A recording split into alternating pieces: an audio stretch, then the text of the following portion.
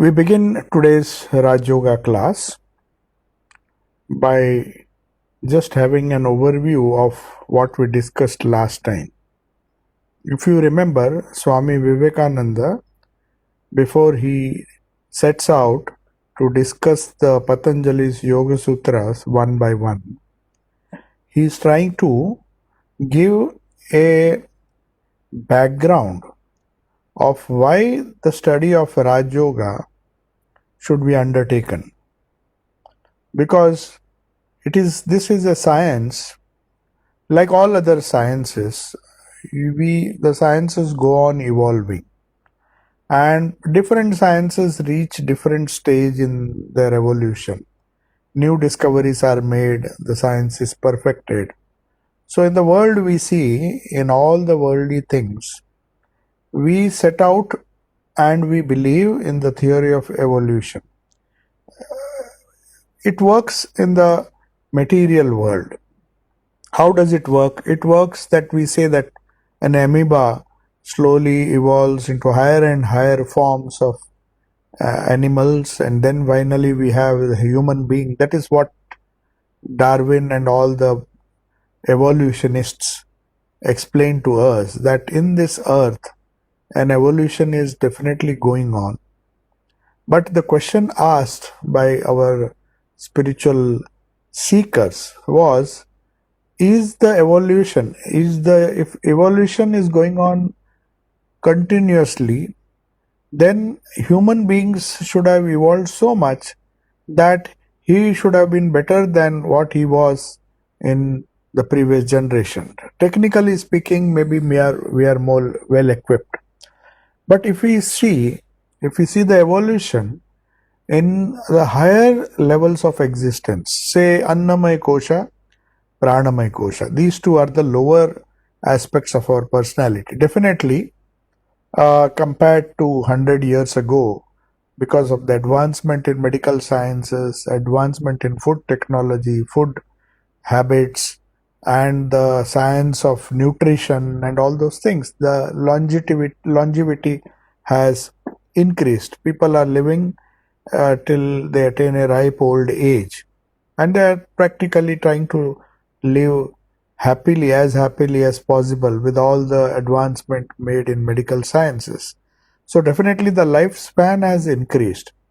But does that mean that we are happier than our previous generations? Have our minds evolved to the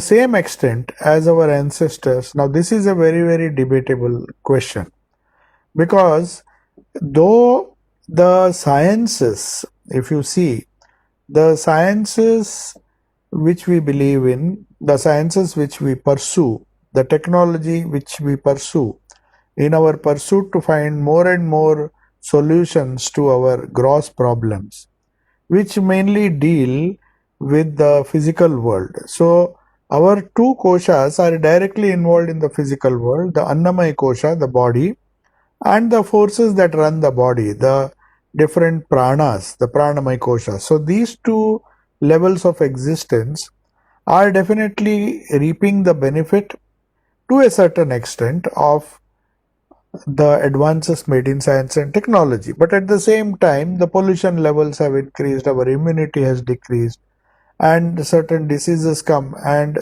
there is a talk that in spite of all the advances in medical science, whether it is really a good thing to depend on external medication or to strengthen the immunity system, as is in the case of animals. They don't have drugs, they don't have hospitals, somehow they survive in the wild. They survive in a much better way. Their immune system is very strong.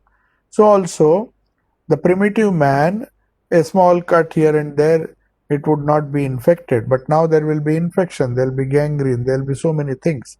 So we can't say for sure whether advances in modern medicine and also in technology has changed basically the way how we live, though it has increased the span of our life, but that doesn't mean we are happier than our ancestors. Now this is a very vital question, because at the mental level, though there are advances in psychology, psychiatry, there are drugs available, but we can not be sure that the quality of our mental life, the psychological life, is in any way much better than that of the previous generation, or maybe during Mahabharata, Ramayana, and all those ages. Perhaps people were much more happy then. So, the evolution, when it comes to human beings, the theory of biological evolution may be correct. It may be correct at the level of prana and the annamaya kosha.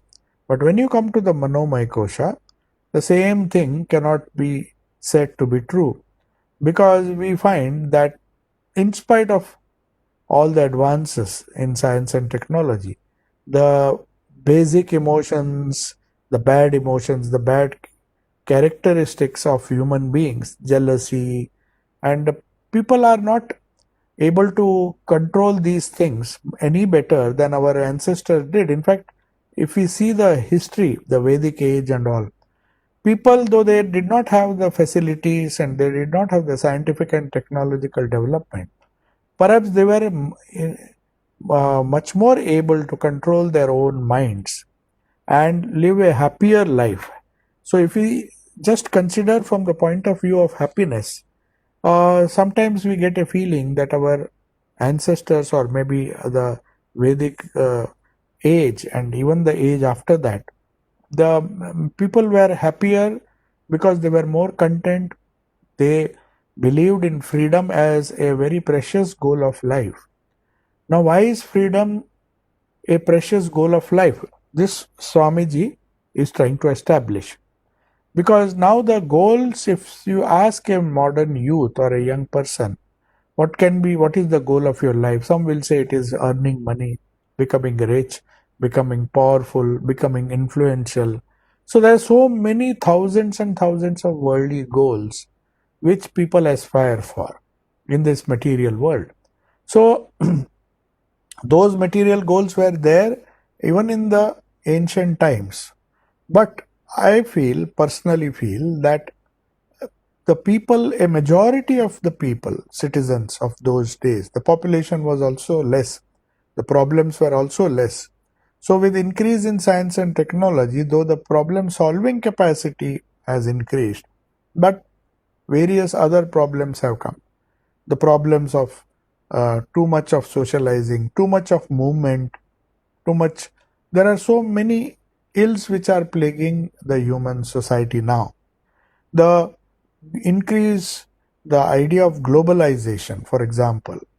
Now there is a conflict between, earlier each nation was self-sufficient. Whatever they grew in their country, they would somehow manage with that. They were content with that. Now, because of advances in science and technology, transport and all, you get anything and everything in each country. So the globalization versus nationalization, the idea of being content within your borders is now slowly going away. It is becoming a borderless world. What happens in America, what happens in Europe is impacting people in India, Asia, and other countries. So you can't stay isolated. So globalization has its advantages, and a national spirit living in different geographical identities known as nations had its own advantage. In those days, in the Vedic age, what was going in America, what were Americas doing, what was Australia doing, there was no way we could communicate with them. We were happy within the borders of our country. And as the transport and other things, horse carriages came, and then vast amounts of land were conquered, and big kings came, and emperors came. They expanded their empire. They tried to have a global outlook. So, this nationalization versus or national level identity and the global level identity is a big conflict. Do we belong to the whole globe? Do we have that feeling that I am something more than an Indian or an American or a European or an Englishman? Can I identify myself as a global citizen? Now that is a new challenge which was not there in those days. They just believed that the land where they lived, that was the place of their karma. They had to just work out their karma. So they were more content. But now, because of globalization, there is an increasing desire to see different countries, see if there is a better scope in other countries. So people keep moving, and the restlessness seems to have increased. So people are not happy with the status quo. The society has become more unstable than before. That is one of the disadvantages of science and technology and rapid communication. The more activity, the more the rajas, the more unstable you become. Of course, the rajas is better than tamas. It's better than becoming and living inert, knowing nothing, doing nothing. One has to graduate to rajas, but after a certain amount of rajas, one has to become sattvic. So you will have to find ways and means of being content in this life. There is no end to our ambitions, goals, and all the love for power, life, love, the greed, and all these things are emotions which the evolution has not taken place. When you say a human being is evolved, he's evolving physically. Darwin is true, but does he evolve mentally? Does he evolve in the spiritual field?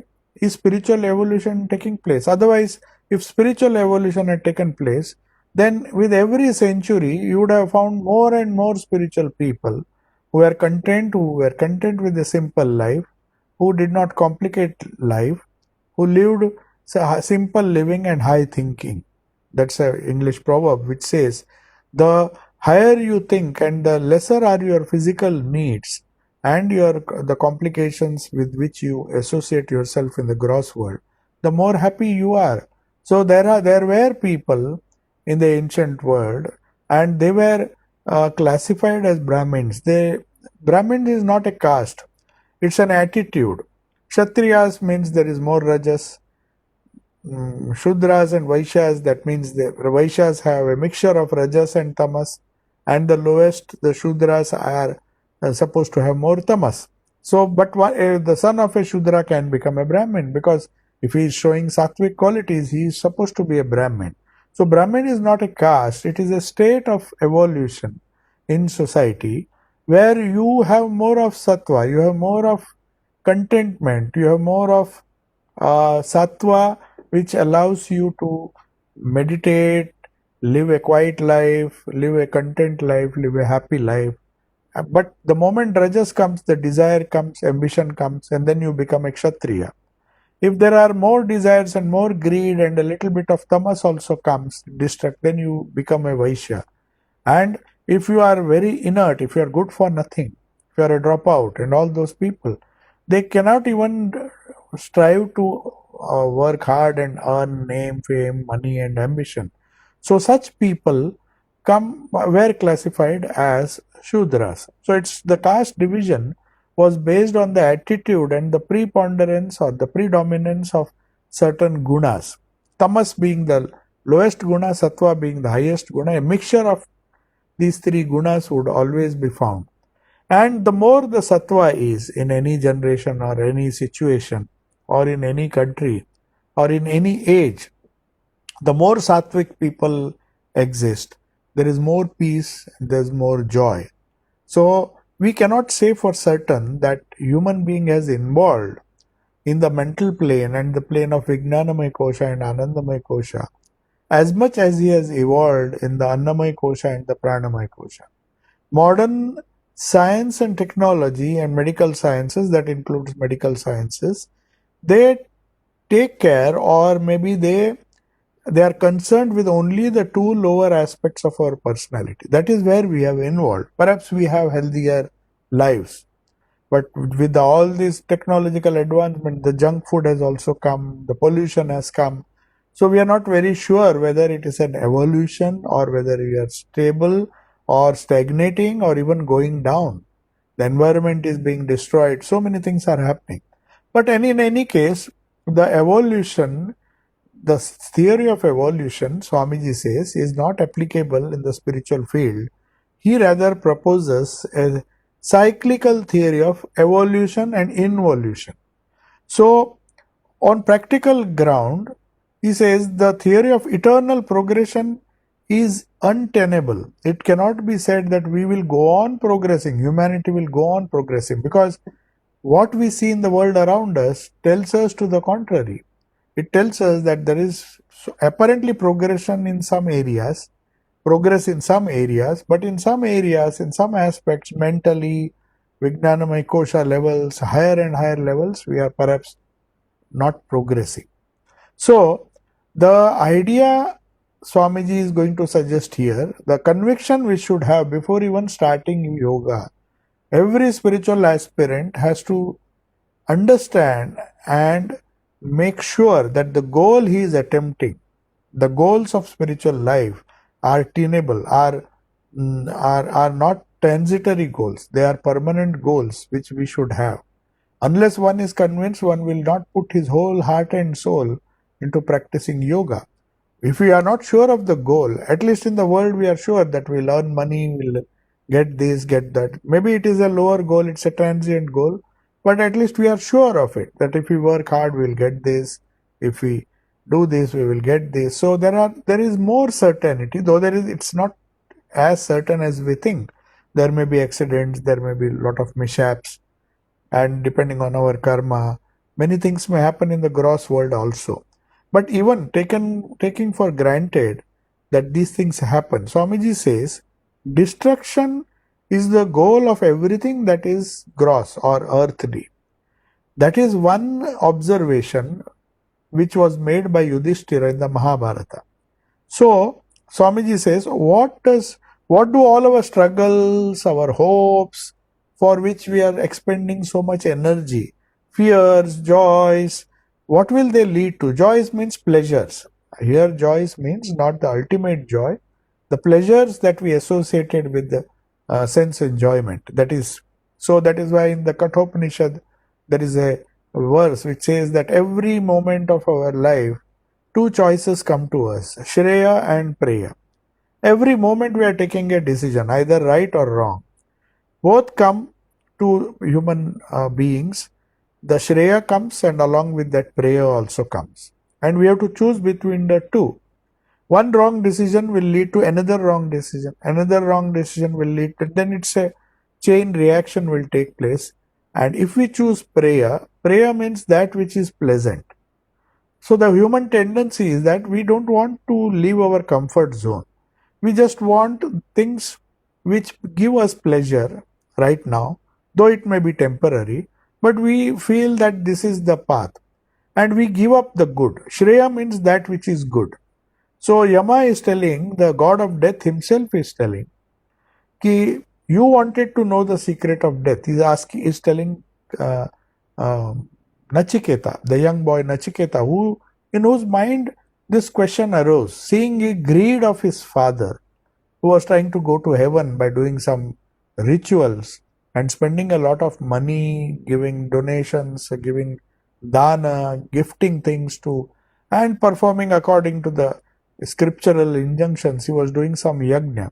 But he was very selfish and he was trying to manipulate things. He was trying to manipulate things in that so that he did not have to fulfill all the conditions of the yajna and still get heaven, because that was a feeling he had that somehow if we do this this worship or this sacrifice, you will get higher and higher reward. So Nachiketa was a bit upset, and then a Vivek or a discrimination came to his mind, and he thought, after all, when everything ends with death, now, if everything ends with death, that is the significance of his father when he cursed him, when he tried to correct his father, saying that you will not reach heaven, and even if you reach heaven, what's the use? You are cheating, not doing it properly. So he says, and he was giving gifts. So the young Nachiketa asked his father, whom are you giving me to? Because he was just trying to say sarcastically that you are giving up all the old cows and the useless cows as gifts. I am not as useless as those old cows. So whom are you giving me to? So he said, I am giving you to Yama, the god of death. He was so angry with his son who was trying to correct him. So he willingly agrees. His uh, father cursed him and he said, fine, I'll go to the abode of death. Anyway, I wanted to know from Yama himself, what is the significance of death? What happens after death? Do I continue to live? What is all this struggle about? All our struggles, as Swamiji says, all our struggles, our hopes, our fears and joys, ultimately, where will we go? So, all these short term goals, ultimately, if it is ending with death, then I have to rethink about my attitude towards life. So, this Nachiketa had the wisdom to find or to uh, think of the futility of what his father was doing. Though his father thought he was doing something great, assuring and seeing that he is booking his seat in heaven. So he just had thought that the heaven is the ultimate goal of human life, just as people think earning money, becoming a rich man is the goal of life, enjoying power. For some people, power is the goal of life. And there are so many other goals which people aspire for. But Nachiketa found that even if it happens, first of all, it will not happen because his father was making many mistakes and he was not doing according to the scripture. So he would not have got heaven. He would have lost this world and the world of heaven. So he was a bit concerned. And that is why he put this question. If all our struggles, our hopes are going to end, what will it lead to? They all end in death. So I should know what this death is and what happens after death. So Swamiji says the cyclical theory of evolution is the only logical theory, because if all that you do ends with death, then nobody will make any effort. Then they will just live as they like. But because there is this karma, because there is an afterbirth, and we know that you sow as you reap, you reap as you sow. Whatever you sow, you will reap. That's the biblical teaching. So that motivates us to do good things. Otherwise, why should I do good? I can as well do bad, because if everything is ending with death, I can take loans from everybody, enjoy my life, and one day, as the Charvaka said, even borrow ghee, borrow, steal, or do anything. Just because with the death everything ends. But unfortunately, everything does not end with death. Swamiji says this conviction, this logic, because even in nature we find that if something is destroyed, it is converted to something else, and the whole cycle takes place. Swamiji gave a wonderful example. He's saying the vapor evaporates when there is heat. It goes to the clouds, again it rains. So it becomes water again and it's poured into the sea. It may rain anywhere, but the rivers ultimately will take the water into the sea. The same sea water and all the water that we find, the water table, rises, the clouds are formed, it rains. So everything is moving in a cycle.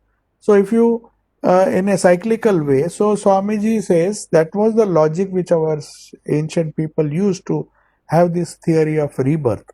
Because if everything is moving in cycles, then our life and death also are moving in cycle.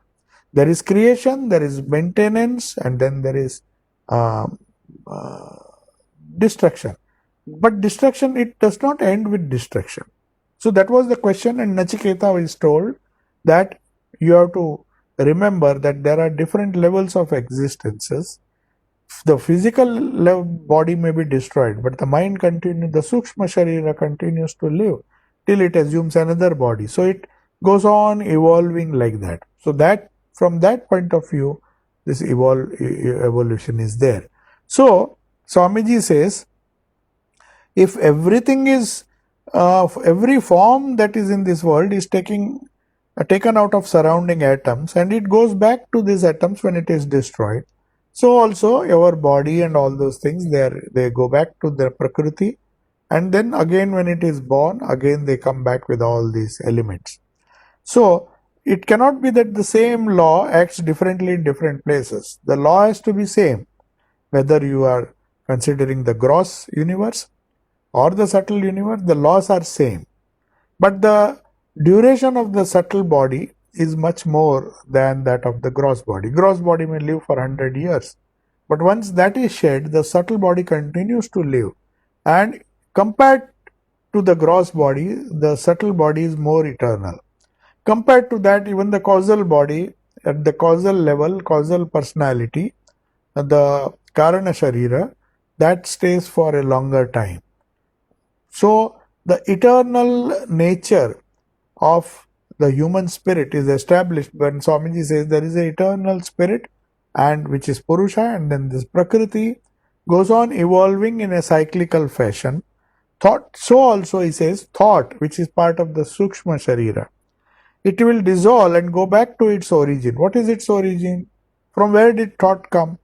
Just as creation came from, as if from nowhere, it has come. It was potentially there. Thoughts were potentially there in the cosmic mind. From the cosmic mind, our thoughts came. They manifested as a good mind or a bad mind. It started evolving. And when finally its job was over, it will merge back into that original state. So each one of us, each one of our minds, our Sukshma personality, the Sukshma Sharira and the Karana Sharira, the subtle body and the gross body goes on evolving until we return to our origin, that is Godhood, to the Purusha. This struggle has to go on.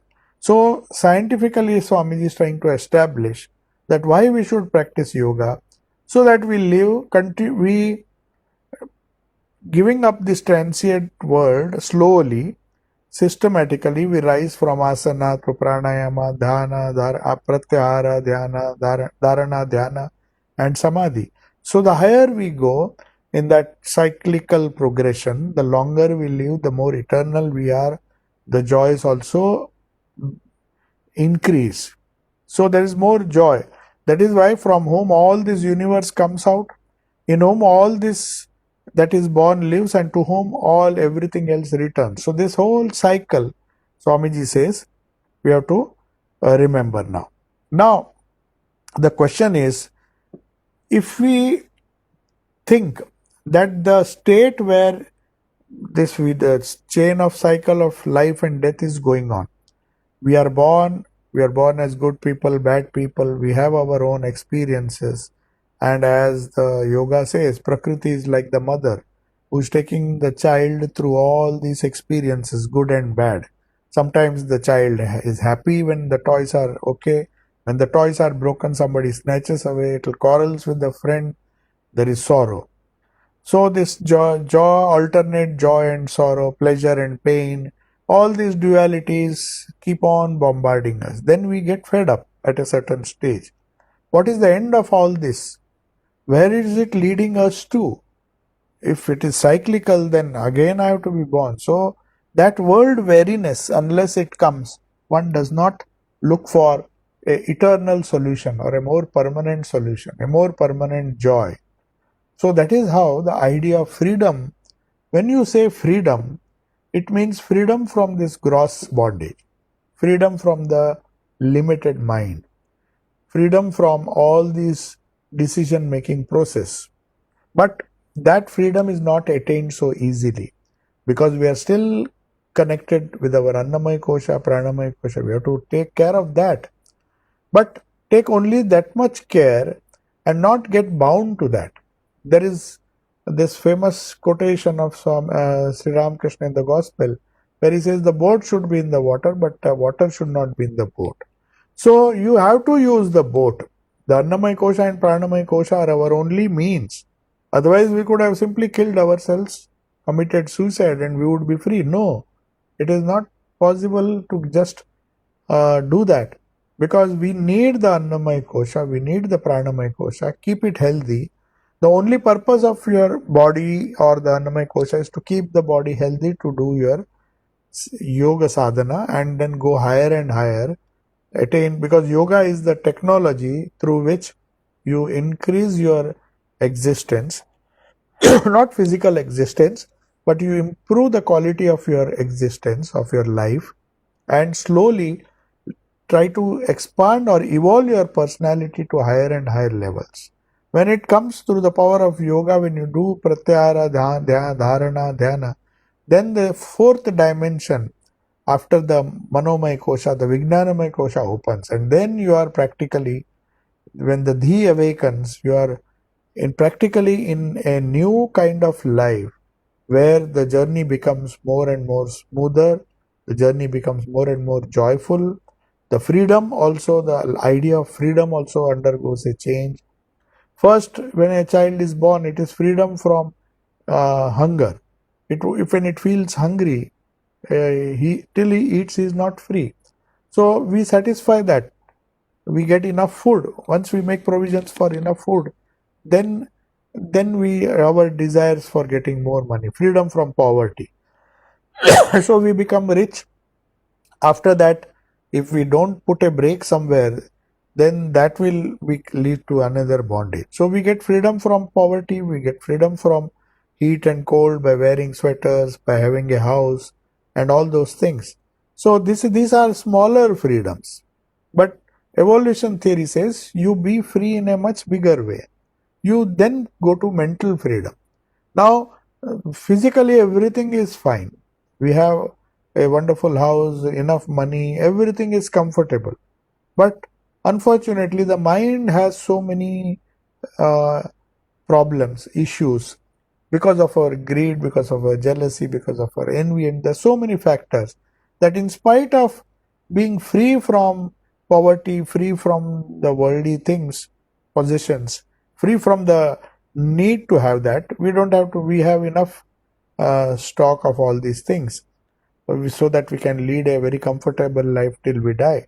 Even after having that, if they don't have enough happiness in the mind, if the mind is not developed or evolved, then there is a problem there and we suffer because of that. So a happy body with a sick mind is equally dangerous as a healthy mind in the sick body. You need a healthy body as far as possible, but more important than that is a healthy mind. So this evolution, this going from lower to higher states, Swamiji says, is seen uniformly in nature. Nature shows us that this cyclical evolution goes, and there should be a break, because death is the break which the material creation has created. That break, that cycle breaks there, then again it is born. It's very logical to argue that way, that what has been born has to die. What has died again has to be born. The seed becomes the tree produces the seed falls down, again another tree. So this whole cycle, even in the gross, is going on. But we can see it, observe it in the gross, but in the subtle also, our minds evolve. The body, it takes up another body, it evolves further, then it takes up another body, the mind evolves, the mind, the Vijnanamaya kosha also keeps on. So the human birth is an opportunity to evolve your mind. You can't do it outside of the body. The body has to be there to work out the karma. So that is why they say human birth is so important. Now the philosophers of the yoga school say that going back to the original state of Purusha should be the goal. That is the only logic. Because the cycle has to end somewhere. Prakriti came, created, and then she goes back to the Purusha. She was part of the Purusha. She was in potential form.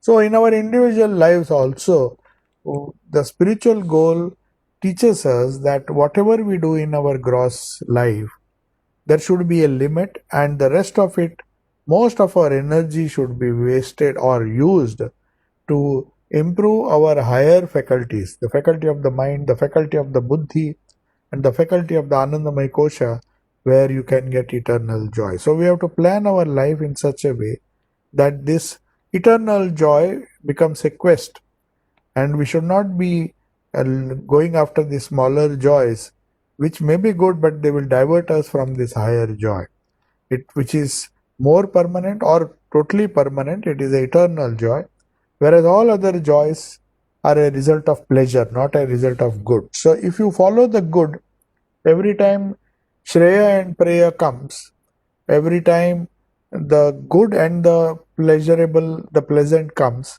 one will have the tendency to follow, to take up the good rather than to follow the pleasurable thing.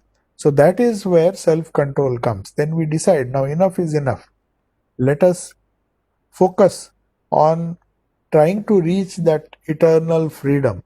For that, all the sadhana is built. The whole purpose of sadhana or yoga, karma yoga, bhakti yoga, jnana yoga, or raj yoga is to use all our mental faculties, evolve ourselves, awaken the buddhi, have a perfect discrimination which will enable us to take the right decision at the right time for our ultimate good, for our own personal ultimate good, even for our own selfish purposes, leave alone helping others.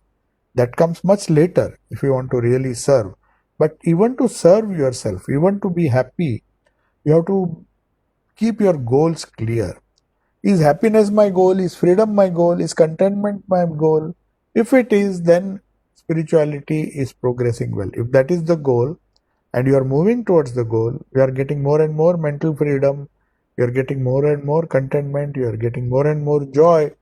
If these characteristics are found to be improving in our personality, then one should understand that we are evolving. We are evolving from being just physical like animals to mental human academic excellence, human beings with wonderful academic excellence, and that is taking care of the subtle body. But if we go beyond the causal, where we don't want any kind of suffocation, any kind of problems, so we want eternal joy, then we have to aim for something which does not get destroyed when the body is destroyed. So we can't expect to get permanent freedom uh, just by pampering to the body and the prana. That is not possible. It can help. It is definitely a great help because we have to work out our karma using our bodies and prana. But that is not the end. And if we get stuck at the pranamaya and the annamaya kosha level, then we can't evolve in higher spheres. That is why renunciation is recommended. Even if you can't renounce physically, renounce mentally. Why should you have poke your nose in everything? There are so many spiritual avenues to be explored. We should take it up as an adventure. The yoga itself is an adventure. The journey itself is an adventure. What result comes out of it, we don't have to bother. That will depend on our karma. But one thing we have to understand, that is our freedom growing every day? That test we have to apply. Is our freedom, are we increasing our dependence on this world, in this prakriti? The more dependence we have, the more miserable we become. So to get joy, we have to reduce our dependence on others, and especially in the gross world. And that is why we have to practice a bit of self-control, because this renunciation comes only because of that.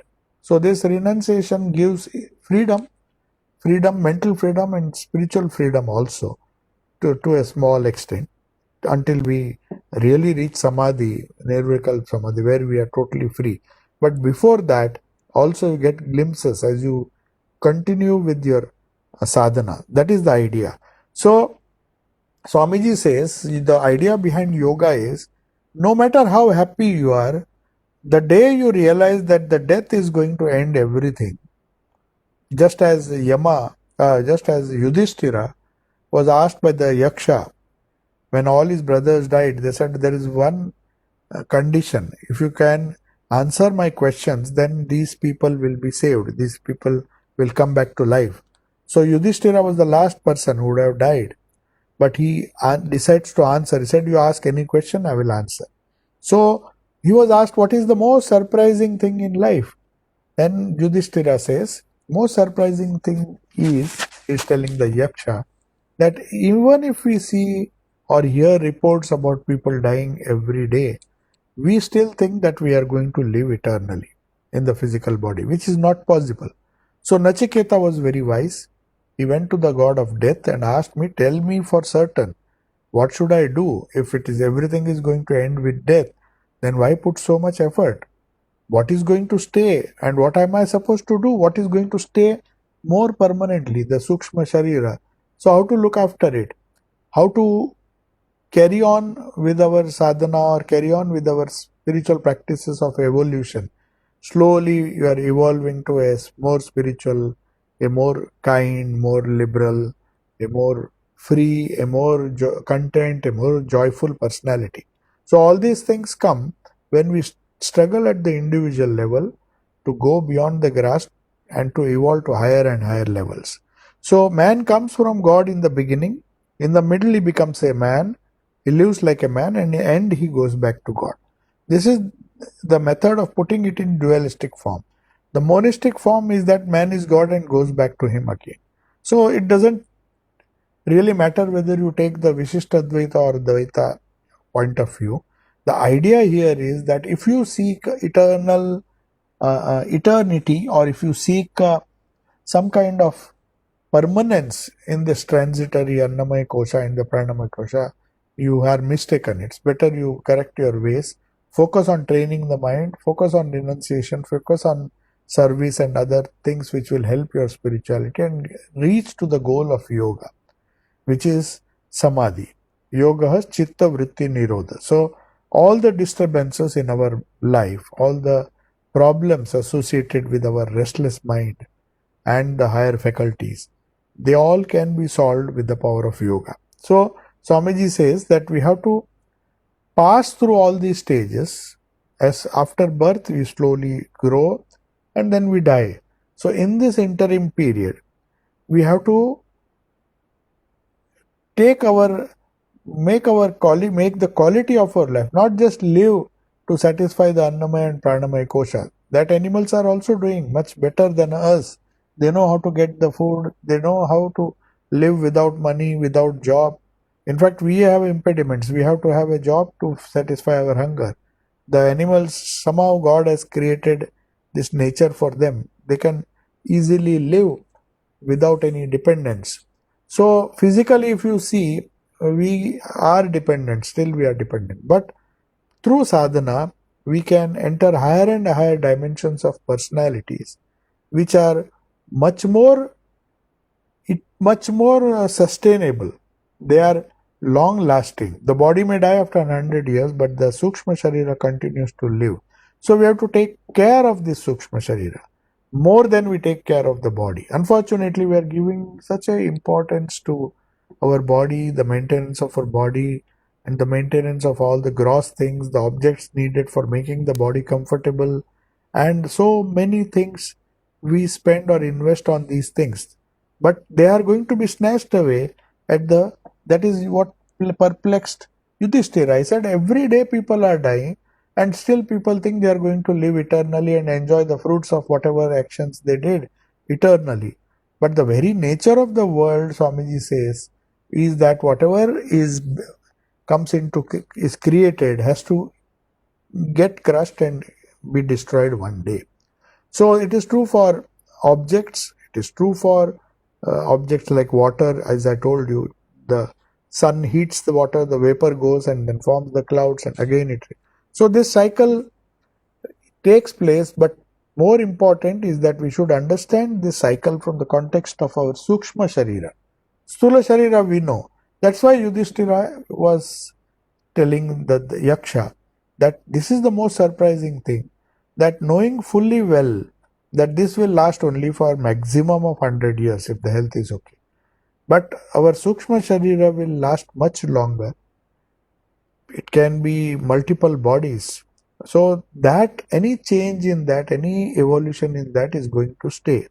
So we decide, then Yudhishthira says, if this fact was known, if people had reminded themselves every day that this is not permanent and we have to seek something permanent, then goal of yoga becomes reasonable and clear. Then we say, oh, spiritual life is the only option. Otherwise, it is so difficult to convince a material man that yoga can be a goal. This path of yoga leading to freedom, contentment and joy, if that is the goal, which it is, our rishis and our sages were wise. They found the only goal we can have in this stupid universe, in this a universe where there is so much of injustice, there's so much of problems. So the world cannot be the goal. that's why Jesus said we cannot worship God and mammon at the same time, because if you have God as the goal, then to that extent you have to give less importance to the world. You can't have both God and mammon. If you want mammon, then you go after that. And when the disillusionment comes, when you feel suddenly at the age of 80, perhaps you get a feeling that in 5 or 10 years I'm going to die. So what has happened to my empire? What has happened to all these things? So he feels a great deal of fear when, because knowing fully well that this body is going to last 100 years, he felt that he or she has taken more time in the development of this Annamaya Kosha and Pranamaya Kosha to the and maybe a little of Manomaya Kosha also, and not focused enough on reaching a higher plane of existence, which will be a much better thing, because we will take that same mind and the same intellect to our next avatara, to our next body. So naturally, this process goes on. So Swamiji says, we have to pass through this whole world to become regenerate again. That we are, when we want to regenerate ourselves, we have to start from the beginning. We have to assume another body. So the cycle of existence goes on. Every soul must disintegrate to become God. So we have come from God. So the logical reason is through samadhi we have to go back and identify. Our self-identity should expand. The self-identity which we have right now with the body has to expand and uh, reach a state where we say that no, just the body is not enough. The prana is also enough. Okay, a healthy body, a strong body. After that, you go to the mind. If we have a strong body and a strong prana and a strong Annamaya Kosha, that doesn't help, because a strong mind is required. Otherwise, you will be a wonderful, physically wonderful, but mentally totally gone. If there is some strange disease where all your physical strength and all the physical advancement you make comes to naught, because the mind is not healthy. So a healthy mind has to be given a greater priority. So that is why spirituality gives you a step-by-step approach to the soul to become one with God, because that is our goal. Since we have come from God, just as water has come from the ocean and then again goes back to the ocean, everything in nature runs in a cyclical way. The death follows birth, that nobody can avoid it. The very fact that you are created and you exist for so many years, you have to die one day. Then again, that means it is not unilateral, or it is not going forward in one direction. Someday or the other, you will have to die. After death, someday or the other, you will have to be again born in the gross body and continue your sadhana after that. So our spiritual practices helps us to create a right attitude in life. And this is important. That is why before teaching this yoga, Swamiji is trying to explain the why of things. How to practice yoga, how to reach the goal, and what to do, how and what is different, how and what can be answered. That is, all these guidelines are there. But why should I attempt? Swamiji says, why should this be the goal of life? Why cannot money be the goal of life? So here Swamiji is saying, the more eternal, or the more eternal our goal, the more happy we get, because we seek higher and higher degrees of freedom, mental freedom, spiritual freedom. Then we think of mental food. The food which we give to the body is fine, but we need mental food also. Wholesome thoughts, satsanga, and all those things, they help us to evolve the mind. And then we come to the stage of buddhi, where yoga helps us to take the mind to another level. And that happens only through concentration. When we remove all the trash from our minds. You see, whenever in a computer, suppose it works slowly, some of them advise you to remove all the unnecessary trash which is in the bin. We clear the bin, we clear all the different files, make it less cluttered, and then the computer starts working fast. So also in human body, we have to cleanse. We just as we clean the body every day by washing with soap and all these things, water and take shower. So also the daily cleaning of the mind by the mantra, trying to clean it so that the Vijnanamay Kosha is visible to us. The prayers, the spiritual practices has a strange power to reveal the subtle things to us, to reveal, take our evolution further. So, physical evolution, biological evolution, of course, it is going on. We are growing, we are becoming either healthier or unhealthier, depending on how we are taking care of it. But the physical evolution is going on. But since it is less permanent, we have to side by side, if not give it a little more importance, not just the same importance. Maybe development of the mind, the Manomay Kosha and the Vijnanamay Kosha should be our priorities, because one never knows when we will lose this physical body. So whatever little time or whatever more time we get, we have to use in developing our higher faculty, because that is going to stay even after death. The Sukshma Sharira will start, it has to take a body, of course, but after taking the body, it can continue from where it left. So these things are definitely to be considered. This whole discussion on cyclical nature is designed by Swamiji even before starting the yoga, to tell the people that why this eternal goal is necessary in our life. If we want freedom, we have to have contentment, we have to have some kind of, if we want to have joy, eternal bliss, then one should be free. The more one is free from the gross, the more one is free from his own mind, which is likely to give him trouble if there is too much of rubbish in that. So that has to be cleaned. Then you get mental joy. Then you go a step further. Your buddhi becomes very sharp, and then the Vijnanamay Kosha, when it becomes start, the sign of that, how do we know that we have reached the level of Vijnanamay Kosha? You will start taking wise decisions. You take your most of your decisions will take you towards spirituality. You will follow the path of Shreya rather than Preya.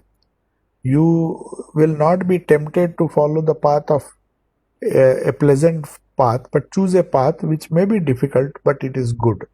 So that is how Swamiji says we have to remember that if this logic is understood, then only we can understand why yoga helps us. The real yoga, I mean, not the yoga asanas, but the real yoga, the Patanjali's yoga, is a method to regain our lost self-identity.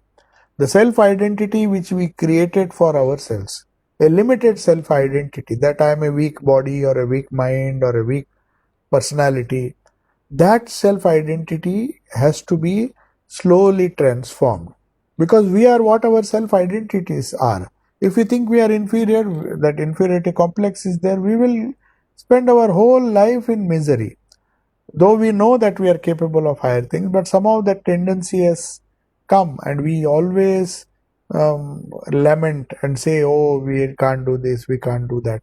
So if you choose to live at a lower level, nobody can stop you. But the more you increase the level of your self-identity, then you say, I'm a healthy body, I have a healthy mind, and I have a healthy buddhi, wisdom. So the more you reach the higher levels of your personality, the more your the eternal nature comes out. The eternal, though you have not touched the eternal, it is relatively more longer lasting, more sustainable than the body. So that is how, that is the logic behind giving up. Otherwise, everybody will ask this question: if I have to give up all these things, then I better not practice yoga. Can there be some way where I can practice yoga and at the same time go on grabbing more and more worldly things? Because he is not ready to leave the pleasure for the good. So the first sign of a spiritual person is that he would not mind following the path of good which may not be pleasurable, which may not be Preya. Shreya has to be followed, and that comes only if we practice yoga and evolve ourselves more and more from physical to the higher levels.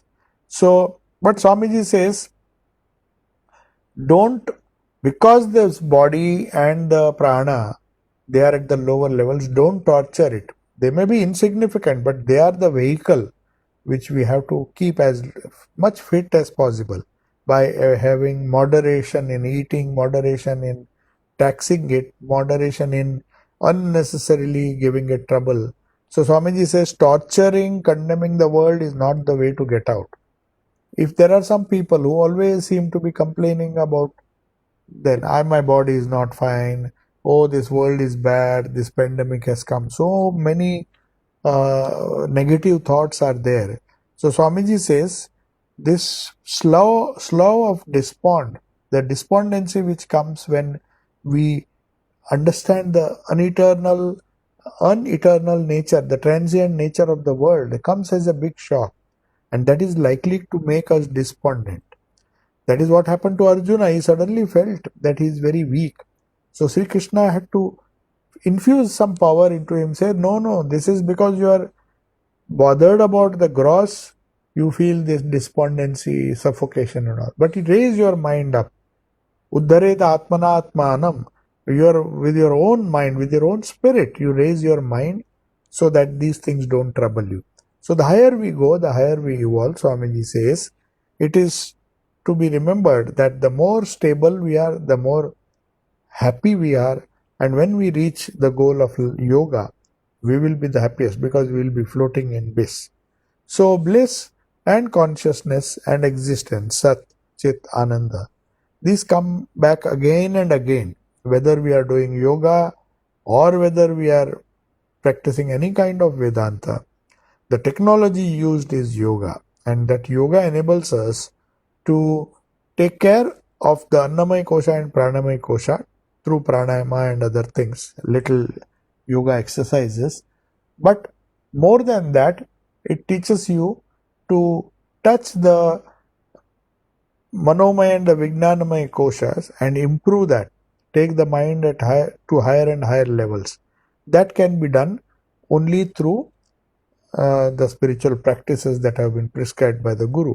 So once you do it, and by the Shastras also give so many methods to do this.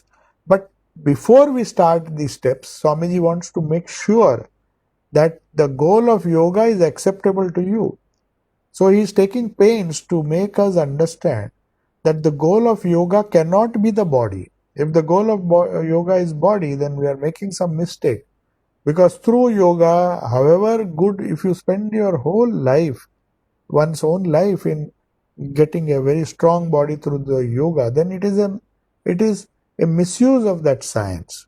That science which could give you just not freedom from disease or freedom for a little freedom from disease or little freedom from poverty.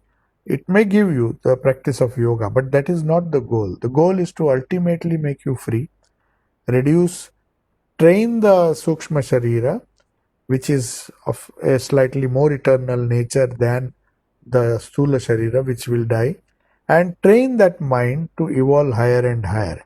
And the more sooner we do and go higher, then it becomes not only for practicing yoga, but even for living a life of freedom, true spiritual freedom, contentment and joy. So that is the whole goal of Swamiji, and Swamiji spent some time here convincing that you please remember that unless there is a conviction that this is the goal I want to attain, then yoga will be, unless we have that conviction, yoga will not be fruitful.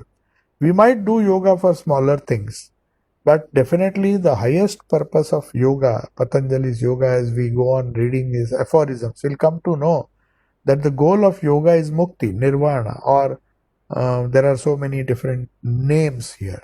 So when you go into Nirvikalpa Samadhi, which is the goal of yoga as well as Vedanta as well, they say you become identified with the Sat, Chit and Ananda. There is a sense of eternal existence. You don't need the body to be taken again and again. You are eternally existent, sure of the existence of yourself, Sat. You are also sure of your consciousness, because that consciousness never goes away. In our spiritual training, whether we are in physical, whether we are in the mental plane, or the subtle plane, or the highest plane, the goal, this particular consciousness never leaves us. So consciousness is also a property. Sat is existence, permanent existence. Chit is consciousness, and Ananda is joy. The little joy we got by getting things of the world, if it is multiplied many times, then there is a Ananda Valli in the Upanishad, Taittiriya Upanishad. So in Taittiriya Upanishad, there is this description that physical joy is one unit, 100 times that is some other mental joy. There are so many other joys which have been graded according to its intensity, and the physical joy comes at the bottom of the table. So this evolution, that everything cyclical, everything moves in a cyclic evolution, and human being is no exception, is an idea which should be hammered into our minds. Because if the goal is clear, if we are not confused as regarding the goal or the priority of our life, then our priorities can be fixed. If our goal is fixed, then we can decide what should be the priority of my life, how much time I should spend on spirituality, how much on the bare sustenance of this body. It may, some pleasure is required, otherwise, especially for people living in the world, that they should make decent provisions for maintaining or keeping this body in good condition. That is the only goal of the yogis. The yogi believe in spending maximum energy in changing or transforming their higher levels of personality from Manomay Kosha, Anandamay Kosha, Vijnanamay Kosha and Anandamay Kosha, and not get stuck at improvement in these two levels because of the more permanent nature of the higher koshas. And Swamiji says the sooner you do it, the better, because you should not expect to wait and look for an opportunity to do these things. Whenever you are free, whenever you get time, the sooner we do this. But he says we have to pass through the slough of despondency. Despondency comes when you simply change tracks. What you thought was a highly cherishable thing, money, wealth, and all those things, property.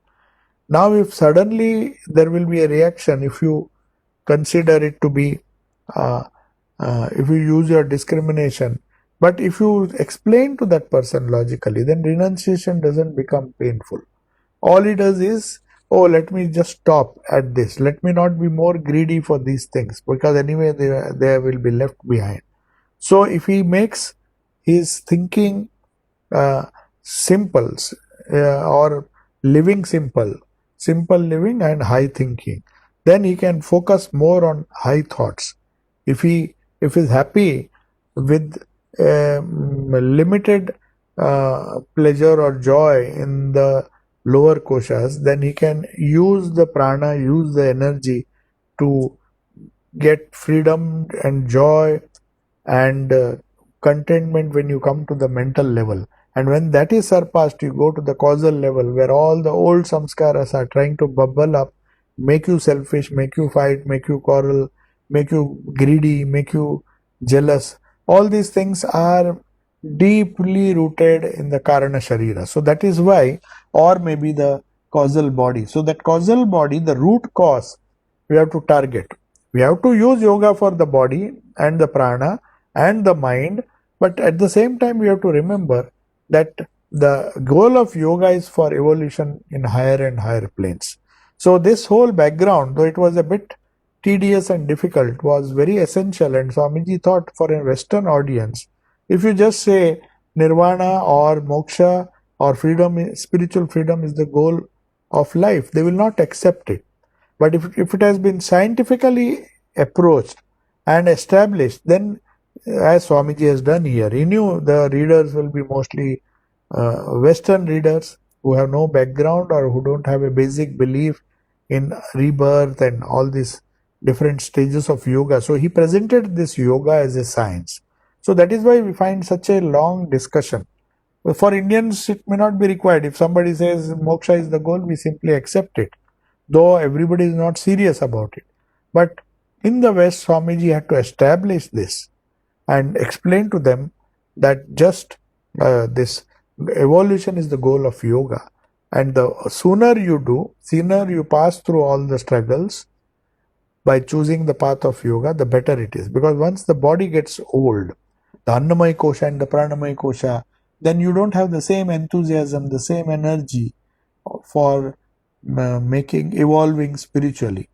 Because that energy will be spent mostly in old age to look after the body, to look after the immune system, to make the body survive. So there is very little energy left. So when one is young, when he is healthy, that is the right time. Just as Nachiketa started from the age of say 12 or 13, he had gone there, he absorbed those spiritual values. So it is never too early to start. The younger the children, the better these values will be accepted. They may not understand the deep significance of these spiritual values, but when the child grows, you will find that these inputs which were given to him when he was ignorant by the parents, by the peers, and by the teachers and everybody, that spiritual outlook in life becomes more and more strong as he grows.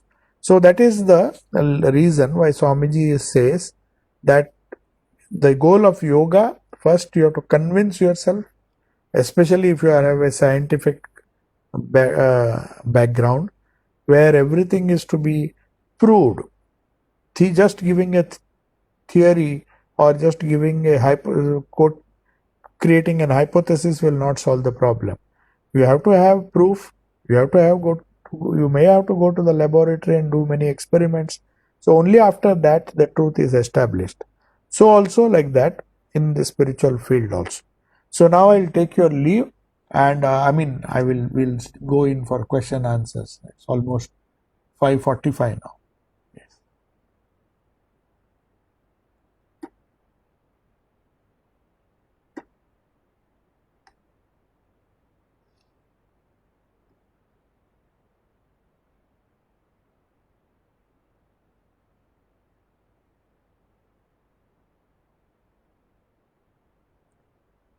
Yes, is there any question? You can even type in the chat. So question is there a festive break next Friday and the following Friday? Okay, next Friday is, what is the date next Friday?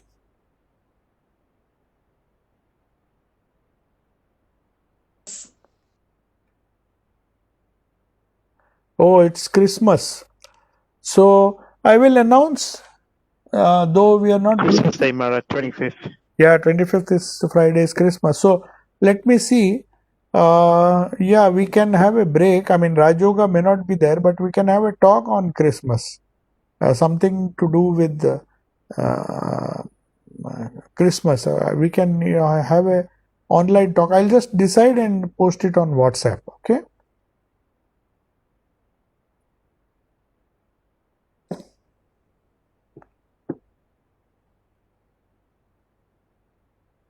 It's a good idea, Maharaj, to have a Christmas talk. Yeah. So now somebody says, Namaste Swamiji, all this is very good. He is talking about the sadhana, that all these wonderful ideas of spending more time in sadhana is exciting, but the main issue of the moment is that we can just manage to just do 108 times. That is the basic minimum which japa is prescribed. So the idea is how to increase that is why Swamiji is taking so much of pains to explain to us the real goal of life. The moment you decide that this is the goal of my life, then you don't have to be told to do more.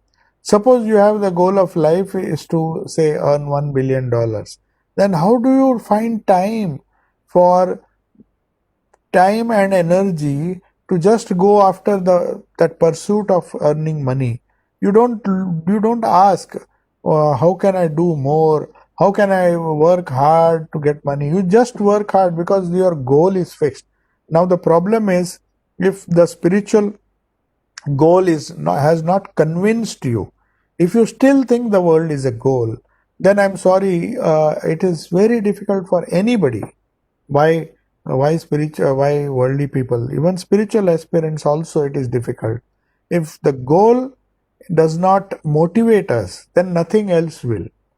You see, even for a child, if unless you give him, tempt him, some children, that bad habit has been cultivated by parents.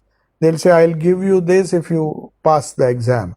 So some carrots have to be, we are always driven by that.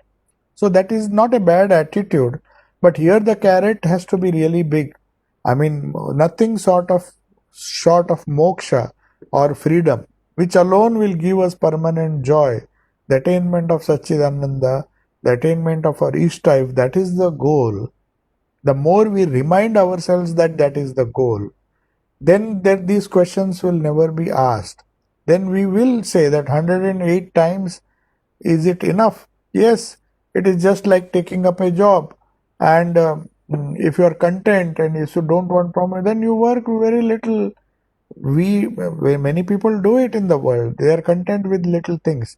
But in the spiritual field, unless the goal is always clear in the mind, one will not be forced or one will not be motivated to reach that goal. So perhaps the priorities right now, we don't have the priorities right. That decision has to be made by ourselves. That is why Gita says, Uddhareda Atmana Atmanam. That decision the Guru or anybody else will not make for you. They can just tell you, but that goal of life has to be fixed by oneself. And the means, of course, is to do japa. Japa is not an end in itself. It is just a means. But how much you do depends on the end you have fixed for yourself. If the end is not very clear, then you will just do, the end is just to do because I have taken mantra diksha, so I should do a little bit. That's all. If that is the end, then you will be happy to do 108 times and then just stop. But if you have the goal clear, then you will feel, oh, this is not enough. So every time you sit down or every time you have leisure, your mind will go, and then you will not be satisfied with 108. You will have multiples of 108. It may go on and on and on. In fact, Holy Mother used to, throughout the day when she was doing some work or other, the japa would go on. And she says 100,000 japa she did every day. In spite of being a very busy person, cooking, cleaning things, practically cooking for the entire household, she used to do everything herself in Jairambati. But still, she says, along with that work, or along with that routine work, she did as much as 1 lakh japa. Of course, we can't do that, but at least if the motive is not there, then 108 also may be difficult. That also we may not do. Yeah. Yes. It is, yeah. When you are cooking, when you are walking, definitely the sadhana can go on at all times. It's not that when you sit for japa, then only you should do japa. Not necessary. Even prayers, everything can be done when you are doing normal routine things. Perhaps you may not do it when you are doing mathematics or physics or chemistry, but when you are doing the routine job, routine things, in which we spend nearly 4 to 5 or 6 hours every day, like brushing the teeth, like doing so many things, drinking water, eating food, uh, there seems to be so much of time actually there if we can utilize our time properly. Otherwise, we'll always, if we think that the japa should be done only by sitting and in a particular posture, that of course has to be done, but that can be limited. But rest of the time, one can continue the sadhana. There is nothing that prevents you.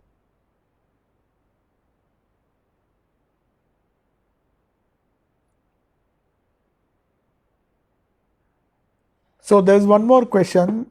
I feel that there is something sitting in my heart chakra area, a sense of centeredness. Does this mean that I'm anchored more mentally? Yes, obviously. The chakra or all these different points in the human body are chosen or are prescribed to focus the center of your gravity. Every person has a center of gravity. Gravity is not necessarily physical.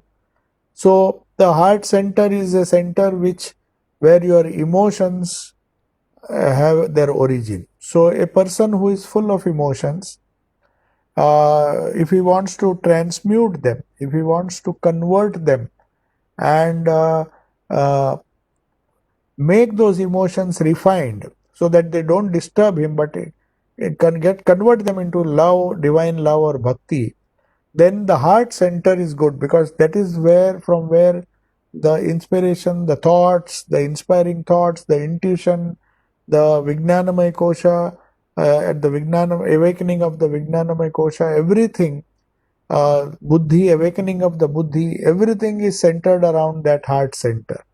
So that is very important to feel that kind of uh, attitude, that all my thoughts, all my emotions, all my inspirations, all my intuitions are coming from that one center, because that is the center where your Ishta is sitting. So if he is the inspiration, he is the goal, then that center becomes very important in our life. It's not that you begin with that. Of course, God is all pervading. But when you begin with the heart center, and that heart centeredness which we develop or which we practice, that helps us to remain focused on the goal. And the more we focus on the goal, the more likely that we are going to take it more seriously and do more japa. Okay? Yeah, one will be anchored mentally. Anchored mentally means heart is just a center which is not only physical but it is also mental. One has to remember that when we meditate there, it's the heart center from where our thoughts bubble up. So it's the center for the mind, it is center for the body, it is center for our Ishta. He sits there and inspires us to think holy thoughts, think good thoughts.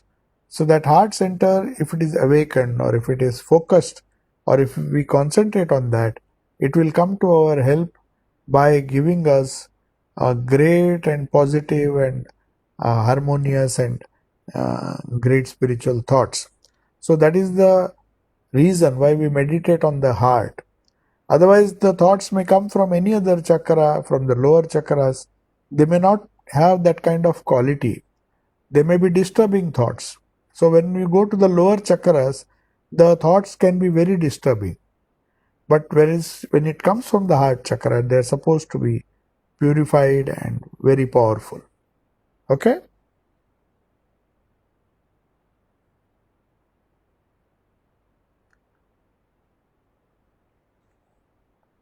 So there are no more questions.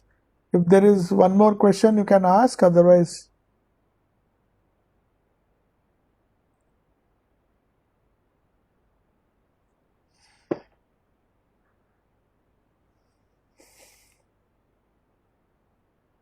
okay, I'll take your leave. Om Shanti Shanti Shanti Harihi Om Tat Sat Sri Ramakrishna Arpanamastu.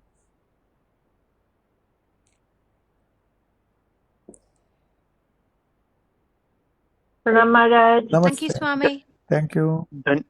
Namaste. Thank Namaste. you. Dhanyavad Swamiji. Hope to see you on Christmas Day. Yeah, sure. Happy Natal, Shub Christmas. Yeah. Happy Christmas to all of you.